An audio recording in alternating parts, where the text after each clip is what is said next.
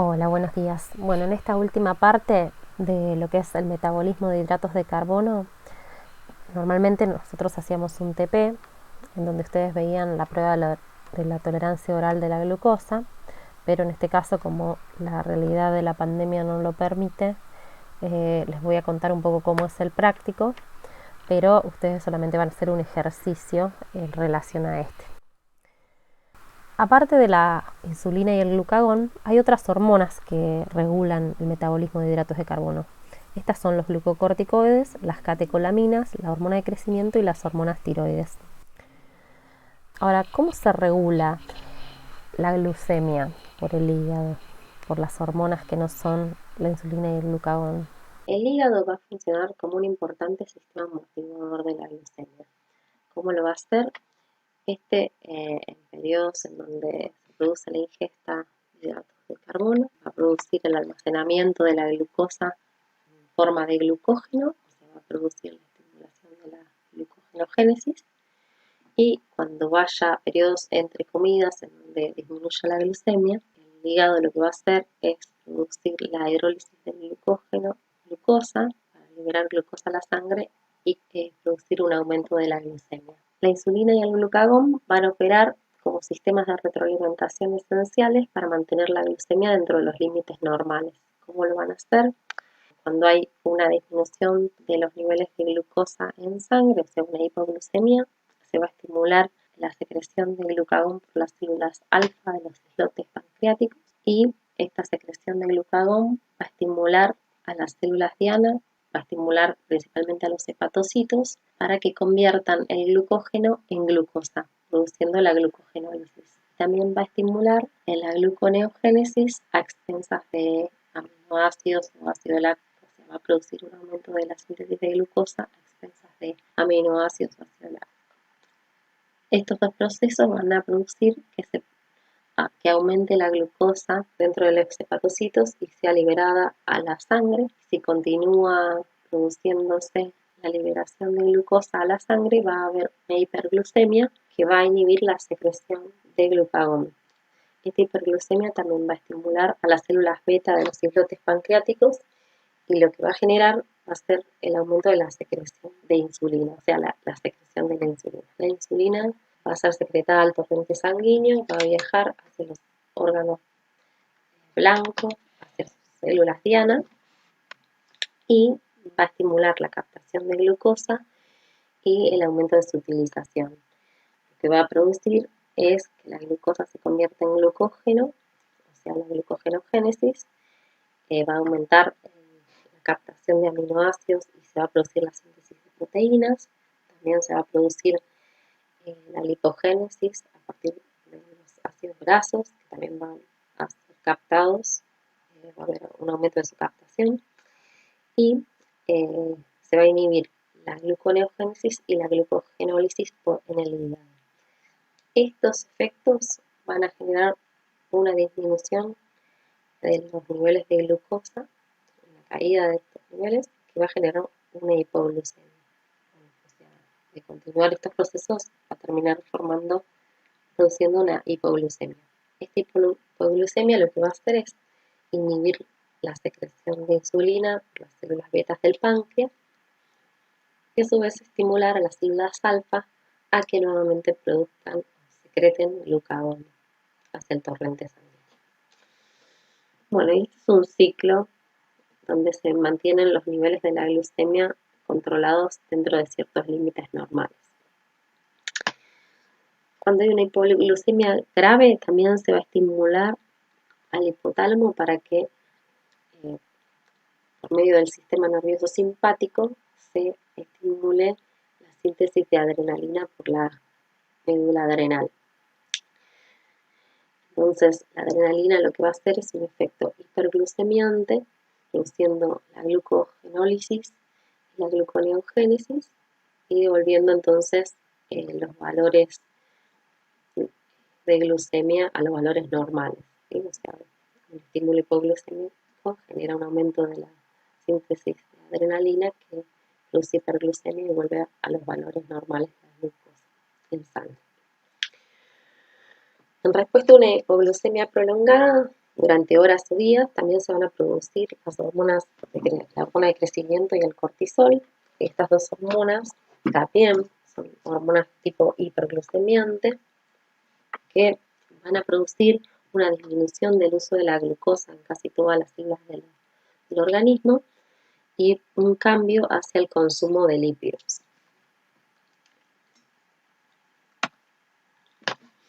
También existen neurotransmisores y hormonas que van a modular la conducta alimentaria. Algunas de ellas son la leptina, que produce sensación de saciedad, y la grelina, que estimula la sensación de hambre y ganas de comer. Los centros hipotalámicos de la alimentación y de la saciedad contienen muchos receptores para estas hormonas. Hay distintas sustancias que modifican el apetito y la conducta alimentaria en estudios de experimentación. Estas sustancias se denominan orexigénicas, a las que estimulan el apetito, y anorexigénicas, a las que inhiben el apetito. Dentro de las que disminuyen la alimentación, o sea, las anorexigénicas, está la leptina, la serotonina, la noradrenalina, la hormona liberadora de corticotropina, la insulina, la colecistoquinina, el péptido parecido al glucagón, y dentro de las que estimulan la alimentación, que son orexigénicas, está el neuropéptido I, la proteína relacionada con agouti, la hormona concentradora de melanina, las orexinas A y B, endorfinas, aminoácidos como el glutamato y el ácido gamma aminobutírico, el cortisol, la grelina y los endocannabinoides. ¿Cuál es el valor normal de la glucemia en ayunas? Lo que podemos decir es que la glucosa basal normal en una persona sana es de 70 a 100 miligramos por decilitro. En el caso de que la glucosa se encuentre entre 100 y 125 miligramos por decilitro, estamos ante una prediabetes, y cuando la glucemia basal da mayor a 126 en más de una ocasión, luego de un ayuno de al menos de 8 horas, podemos decir que tenemos un diagnóstico de diabetes mellitus. ¿Qué sucede cuando un individuo que se encuentra en ayunas ingiere una gran cantidad de hidratos de carbono? Lo que sucede es lo siguiente. Una vez cuando el individuo se alimenta de hidratos de carbono, estos van a ser hidrolizados por la amilasa salival y la amilasa pancreática. Luego el almidón se va a hidrolizar en glucosa. La glucosa va a ser absorbida en el intestino, va a ser transportada por los transportadores SLGT que transportan glucosa con sodio. Va a aumentar entonces la glucemia en el torrente sanguíneo, va a aumentar la glucosa en el torrente sanguíneo, y este aumento de la glucosa va a llegar hacia las células beta de los islotes pancreáticos y van a entrar dentro de las células a través del transportador CLUT2 a favor del gradiente de concentración. Entonces, la glucosa va a entrar a las células beta de los islotes pancreáticos y va a ser fosforilada por la glucoquinasa. Dentro de una vez que es fosforilada en glucosa 6-fosfato, va a ingresar a la glucólisis, y por el proceso de glucólisis se va a producir un aumento de la síntesis de ATP. Este aumento de la síntesis de ATP lo que va a producir es la estimulación de los canales de calcio dependiente de ATP, que se van a cerrar, y se va a producir una despolarización de la membrana. La despolarización de la membrana, a su vez, va a generar la apertura de los canales de calcio voltaje dependiente, y se va a producir el ingreso de calcio dentro de las células, que al aumentar esta concentración de calcio intracelular se va a producir la fusión de las vesículas con los gránulos secretorios de insulina. Se van a fusionar hacia la membrana plasmática y se va a secretar la insulina hacia el torrente sanguíneo. Una vez secretada la insulina en el torrente sanguíneo, va a viajar hacia sus órganos blancos, hacia las células del cuerpo, y va a estimular el aumento de la captación de glucosa y de la utilización de la glucosa. Principalmente lo va a hacer en el tejido adiposo y en el músculo estriado y en el hígado. Dentro del músculo y el hígado, lo que se va a producir es que la glucosa se va a polimerizar, o sea, se va a producir la glucogénesis y se va a almacenar en forma de glucógeno. Entonces, una vez que tanto el hígado como el músculo haya almacenado toda la glucosa que pueda en forma de glucógeno, si aún así queda glucosa remanente, esta glucosa va a ir a las células del tejido adiposo y va a entrar y va a producir, digamos, acetil-CoA y glicerol trifosfato, que van a ser los precursores para la síntesis de triglicéridos. Entonces va a producir la lipogénesis. O sea, toda la glucosa en exceso va a ir a la formación de grasas. ¿Qué es la diabetes mellitus? Es un síndrome que está caracterizado por la alteración del metabolismo de los hidratos de carbono, de las grasas y de las proteínas, y que puede ser por una disminución de la secreción de insulina o falta de secreción de insulina, o por una disminución de la sensibilidad de los tejidos a esta hormona. La clasificación de diabetes mellitus, según la guía ALAT 2019, contempla de 4 grupos: la diabetes tipo 1, la diabetes tipo 2, la diabetes gestacional y otros tipos de diabetes. La diabetes tipo 1 generalmente es de origen viral o autoinmune y se produce por la destrucción de las células beta de los islotes pancreáticos. La diabetes tipo 2 se caracteriza por la resistencia a la insulina o una hiperinsulinemia y está relacionada con la obesidad visceral. La diabetes tipo 2 puede tratarse de manera eficaz, al menos en las primeras fases, con ejercicio, restricción calórica y adelgazamiento, sin necesidad de recurrir a la administración exógena de insulina. Con frecuencia, las personas con diabetes tipo 2 van a llegar a requerir insulina en alguna etapa de su vida. Por otro lado, también las personas con diabetes tipo 1 pueden progresar lentamente o tener periodos largos de remisión sin requerir la terapia insulínica. Por eso se eliminaron los términos no insulino e insulino dependiente para referirse a estos tipos de diabetes. En la diabetes mellitus tipo 1, las células beta se destruyen, lo que conduce a una deficiencia absoluta de insulina.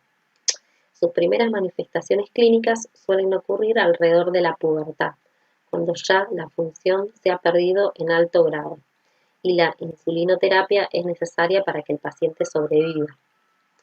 Existe una forma de presentación lenta que inicialmente puede no requerir de insulina y tiende a manifestarse en etapas tempranas de la vida adulta. A este grupo pertenecen aquellos casos denominados por algunos como diabetes autoinmune latente del adulto, o LADA.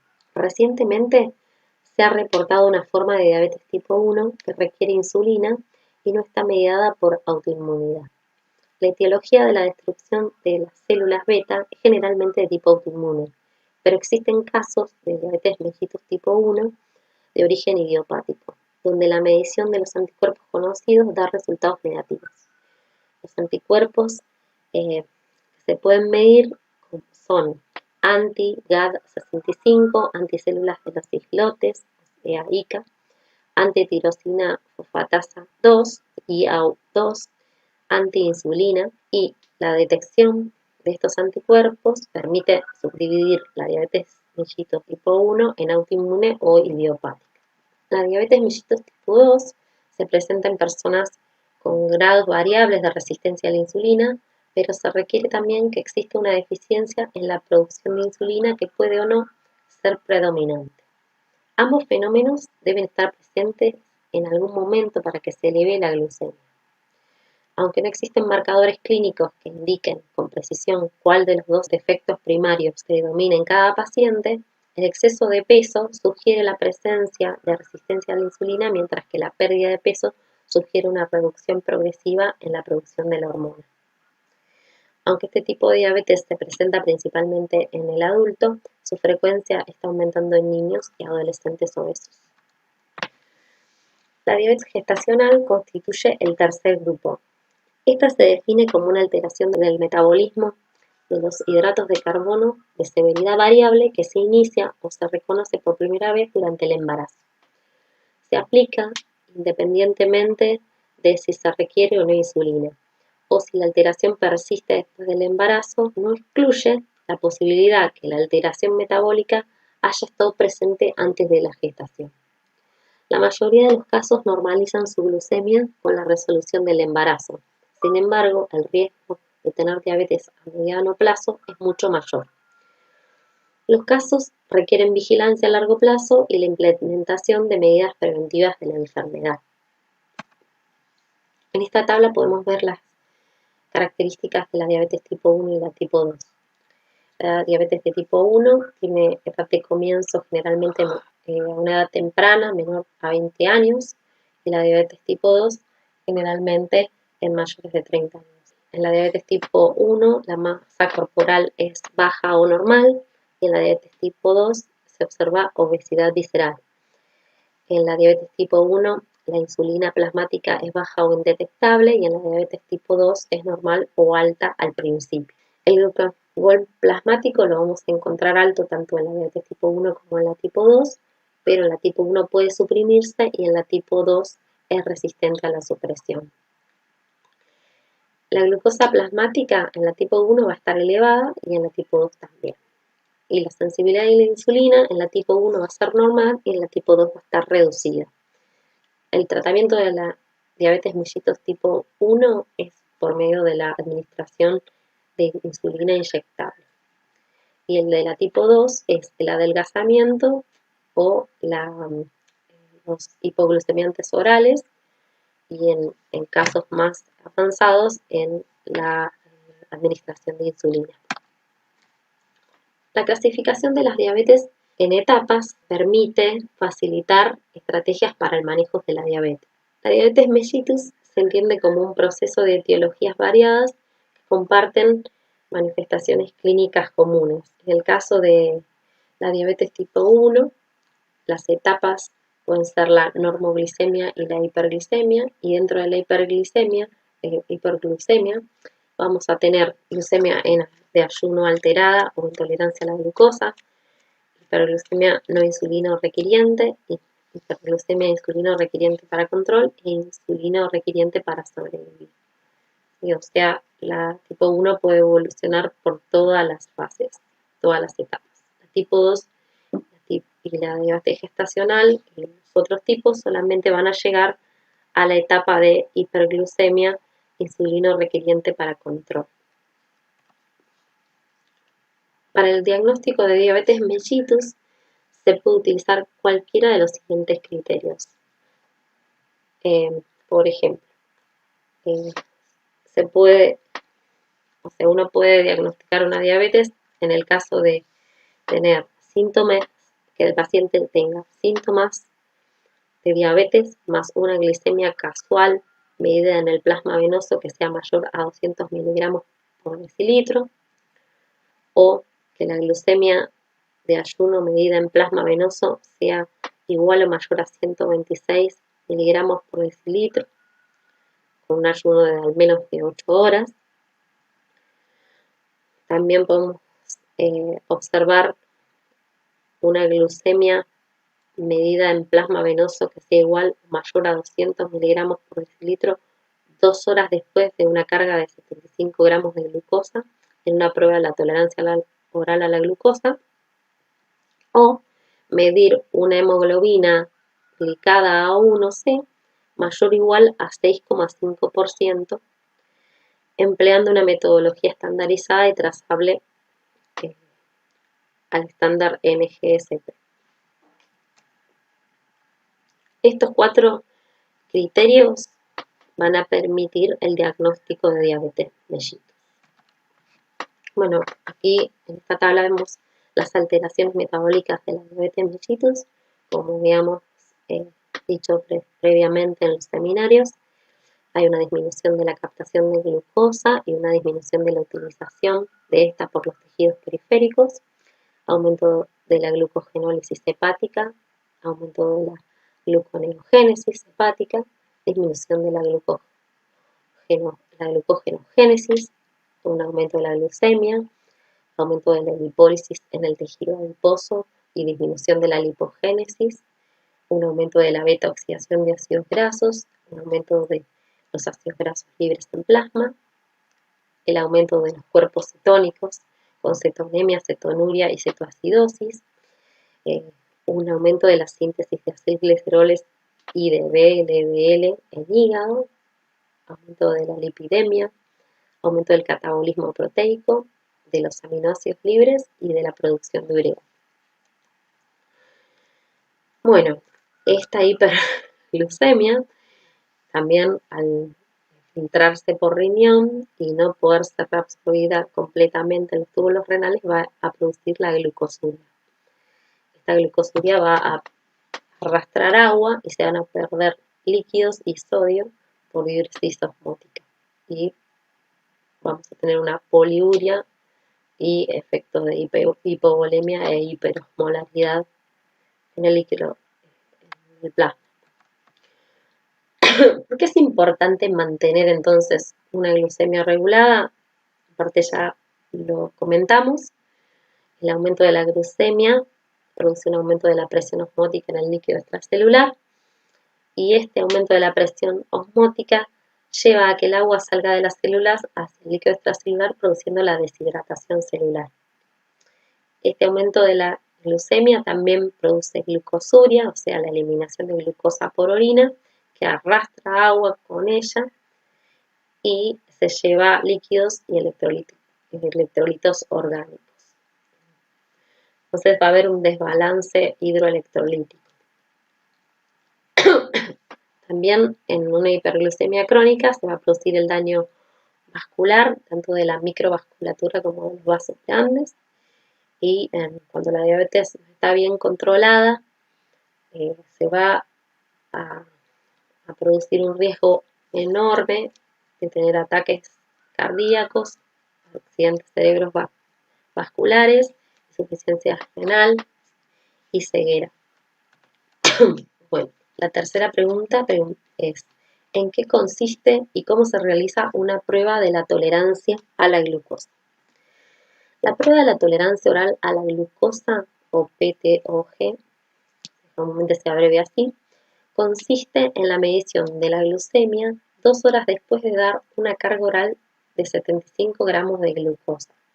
Las mediciones intermedias durante la prueba de la tolerancia oral a la glucosa no se recomiendan en forma rutinaria. Por este motivo se eliminó el término de curva de la tolerancia a la glucosa. Esto es lo que dice la guía ALAT 2019. Las mediciones de glucosa en ayuna y después de la sobrecarga de glucosa junto con la clínica del paciente nos van a ayudar a la realización de un diagnóstico de diabetes, o de una prediabetes. Aquí le saqué fotos al dispositivo de medición de la glucemia. Este aparato es el que va a medir la glucosa, es un aparato personal en el cual uno inserta una tira reactiva, que las tiras reactivas vienen en esta cajita, le inserta en el aparato y el aparato se prende y automáticamente cuando uno coloca la gota de sangre en la tira, te larga la medición de glucemia. Este instrumento que está acá es una lanceta que tiene estas serían como lancetas descartables que se van colocando, que pueden ser reusadas cuando uno las limpia con alcohol, pero no muchas veces, porque van perdiendo el filo, digamos, y es un poco antihigiénico. Uno coloca la lanceta, cierra la tapa, como se ve aquí, puede girar esta ruedita y calibrar la profundidad del pinchazo. Uno retrae luego este botón de aquí, cuando le retrae queda preparada la lanceta como para dispararse y luego salir y pinchar el dedo. Cuando uno toca el botón, la lanceta se dispara y pincha. Entonces, de esa forma, nosotros pinchamos el dedo y va a salir sangre. Entonces presionamos en el pulpejo y esa gota la colocamos sobre la parte absorbente de la tira reactiva. A veces hay una muesca en donde se coloca la sangre y cuando se llena esta parte el aparato nos va a dar la medición de glucemia. Este es otro tipo de lanceta que parece una lapicera, bastante más bonita. Bueno, ¿cómo es el procedimiento para hacer la prueba de la tolerancia oral a la glucosa? En este caso no vamos a hacer la prueba de la tolerancia oral a la glucosa, sino la curva de la tolerancia, la curva de la tolerancia oral a la glucosa. Vamos a tomar varios puntos, no solamente en ayunos y a las 2 horas. Lo primero que se hace es preparar una solución bebible que tenga 75 gramos de glucosa y 375 mililitros de agua. Y se le va a agregar un limón exprimido para que sea algo rico de tomar, porque si no es intomable. Es sumamente concentrada y es difícil de tomar. Luego se va a medir y registrar la glucemia de 2 compañeros voluntarios que se encuentran en ayuno de más de 12 horas. Después a estos voluntarios se les va a suministrar la solución de glucosa con limón y ellos la tienen que ingerir en no más de 5 minutos. Se va a tomar nota de la hora que comienzan, en la que comienzan a tomar la solución y luego vamos a evaluar la glucemia a los 30, 60, 90 y 120 minutos desde la ingesta.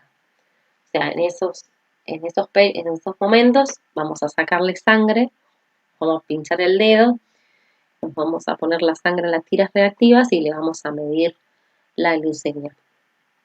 Y vamos a tomar nota del valor que nos da el dispositivo.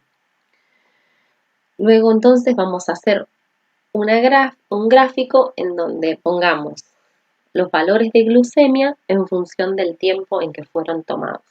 Y nos va a dar una curva como la que se muestra acá. En el caso de ser sanos y no tener diabetes, lo que va a pasar es que la glucosa va a elevarse en los primeros minutos, o sea, en los menos 30 minutos se va a elevar y no va a exceder los 140 miligramos por decilitro y luego va a comenzar a disminuir hacia las 2 horas va a alcanzar nuevamente un valor normal como el del ayuno.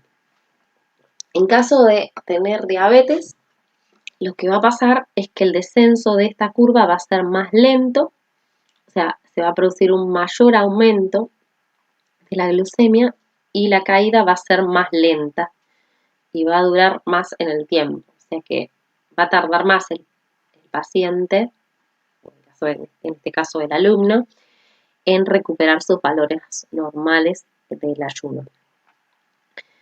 Entonces, el descenso lento de la curva y la ausencia de la caída por debajo de las cifras del control van a demostrar que o hay un incremento, el incremento, digamos, normal de la secreción de insulina tras ingestión de la glucosa no tuvo lugar, o sea, no se produjo incremento de la secreción de insulina de forma normal, o hay una disminución de la sensibilidad a la insulina. Puede pasar las dos cosas. Estas dos cosas podrían generar una caída más lenta de los valores de la glucemia y un aumento a valores más altos de los normales de la glucemia. Lo que vamos a hacer es la puesta en común teórico-práctica de los resultados. Tenemos 3 pacientes. En el primer paciente, o sea, vamos a tener 3 pacientes teóricos, ¿no?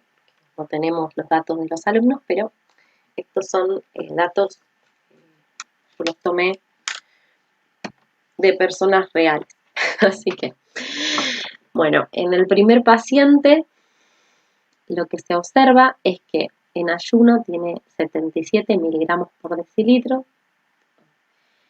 Luego de la ingesta, a los 30 minutos tiene 169. Al 60 va a tener 135 miligramos por decilitro y a las 2 horas o 120 minutos tiene 80 miligramos por decilitro. El paciente número 2 en ayunas tiene 80 miligramos por decilitro, a los 30 329, a los 60 280 y a las 2 horas 240 miligramos por decilitro. Y el paciente número 3, que es una mujer embarazada de 7 meses, va a tener 78 miligramos por decilitro a tiempo en el ayuno, tiempo cero. A los 30 minutos va a tener 196 miligramos por decilitro, a los 60, 178 miligramos por decilitro y a los 120, 150. A partir de estos valores, nosotros tenemos que contestar estas preguntas. Y la primera es, ¿qué se puede decir de los pacientes 1, 2 y 3? ¿Cómo está su glucemia en ayuno y postprandial? La segunda pregunta es, ¿alguno de los pacientes puede ser diagnosticado con diabetes a partir de estos datos? Y si presentan diabetes, ¿de qué tipo de diabetes sospecha? La tercera pregunta es, si el paciente número 3 es una embarazada que tiene 7 meses, ¿qué consideraciones tendría en cuenta? ¿La paciente cursa con diabetes gestacional?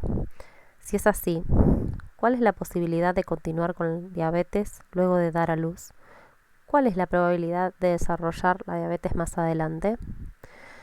La última pregunta es un poquito para investigar en la bibliografía. Esto lo van a tener que buscar, no se los voy a dar, sino que quiero que hagan una búsqueda para ir practicando, ¿no?, lo que es una búsqueda bibliográfica. Y bueno, vamos a discutirlo todo en el seminario del viernes. Bueno, para resolver la pregunta tipo 3, les voy a mostrar un algoritmo que se utiliza para el diagnóstico de diabetes gestacional, en el cual lo que se hace es, se toma primero la medición de glucosa en ayunas de la paciente embarazada y se ve si es mayor o igual a 105 miligramos por decilitro o menor o igual a 105 miligramos por decilitro. Esta medición también, si es mayor a 105 miligramos por decilitro, debe repetirse, o sea, debe estar 2 veces mayor a esta medición para que sea un válido, o sea, necesitamos duplicados. Y después, en el caso de que el duplicado también dé mayor de 105 miligramos por decilitro, se considera un diagnóstico de diabetes gestacional. Ahora, si da menor que 105 miligramos por decilitro, en la semana 24 a 28 de la gestación, preferentemente en la 24, se realiza lo que se llama la prueba de la tolerancia oral a la glucosa, en la cual se le hace ingerir 75 gramos de glucosa en 375 centímetros cúbicos de agua, con un poco de limón para que sea pasable. Esta prueba se toma en ayunas, ¿sí?, la medición de la glucemia en ayunas, y se toma a las 2 horas la medición. Cuando hablamos de la prueba de la tolerancia oral a la glucosa, hablamos de la prueba de la tolerancia medida la medición de la glucemia medida a las 2 horas. Esta medición puede dar menor a 140 miligramos por decilitro a las 2 horas, que es lo que consideramos negativo, o ser igual a 140 miligramos por decilitro a las 2 horas o mayor, igual o mayor a 140. Si es mayor, lo consideramos un diagnóstico positivo de diabetes gestacional. Ahora, si da menor a 140 miligramos por decilitro a las 2 horas, es negativo en este momento, pero de todos modos se considera si la paciente tiene o no factores de riesgos. Si tiene familiares que ya tuvieron diabetes gestacional, si tuvo en otros embarazos diabetes gestacional, si tiene un bebé macrosómico, o sea, con un aumento mayor al normal, todos estos factores y otros más pueden ser considerados factores de riesgo. En estos casos que el médico considera que la paciente puede llegar a desarrollar diabetes gestacional aún después de la semana 28, se le vuelve a hacer otra prueba entre la semana 30 y 32, otra prueba de la tolerancia oral a la glucosa.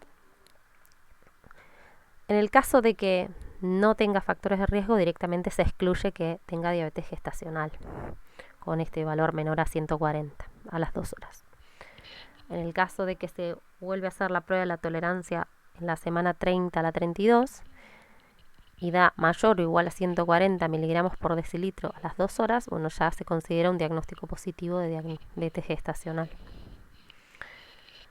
Bueno, este algoritmo que les mostré es como para que ustedes puedan resolver el último ejercicio de la actividad número 4. Hay algunas preguntitas que no van a estar respondidas por los números, pero que, como les dije, van a tener que buscarlas en internet o en algún lado. Bueno, nos vemos el viernes. Les pido por favor que estudien, que les voy a pedir que por grupo de 3 o 4 vayan a exponer uno de los temas cada grupo. Pero bueno, es importante la participación. Recalcamos esto porque después, si no, esta instancia que es justamente para que ustedes puedan integrar, se desaprovecha. Bueno, muchas gracias por su atención. Nos vemos en el seminario del viernes.